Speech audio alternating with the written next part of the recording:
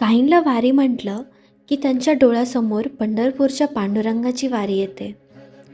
पण असेही काही वारकरी आहे ज्यांना वारी म्हटलं की एक वेगळीच वारी डोळ्यासमोर येते, जिथे प्रत्येक दगडावर संघर्ष कोरलेला आहे, प्रत्येक वाऱ्यात शिवरायांचा स्वाभिमान आहे आणि प्रत्येक पायरी सांगते स्वराज्य सहज मिळालं नव्हतं.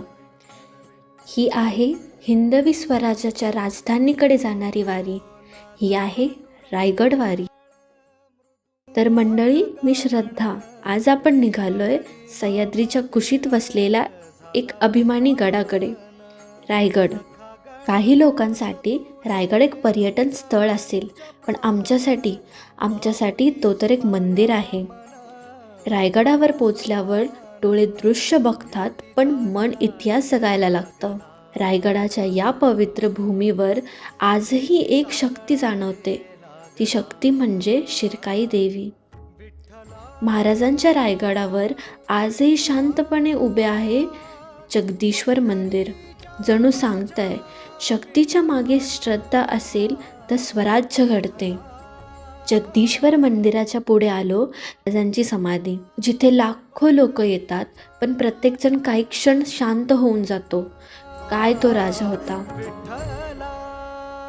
रायगडाच्या दगडांमधून पण भरपूर काही गोष्टी शिकण्यासारख्या आहेत.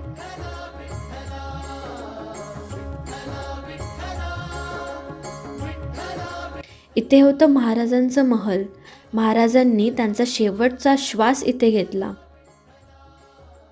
मला असं वाटतं, जर माणूस खचला असेल तर त्याने रायगडाची वाट धरावी.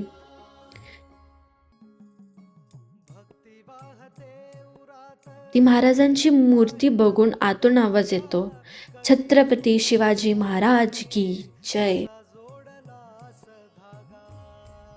रायगड ना माणसाला आपलंसं करून घेतो. रायगड सोडताना असं वाटत होतं जणू काहीतरी मागे राहिलंय. कदाचित मनाचा एक भाग त्या सह्याद्रीत अडकून राहिला होता. गडाच्या पायथ्याशी पाछाड गाव आहे आणि तिथे आहे आपल्या महाराजांची मातोश्री, ज्यांनी महाराजांना घडवलं.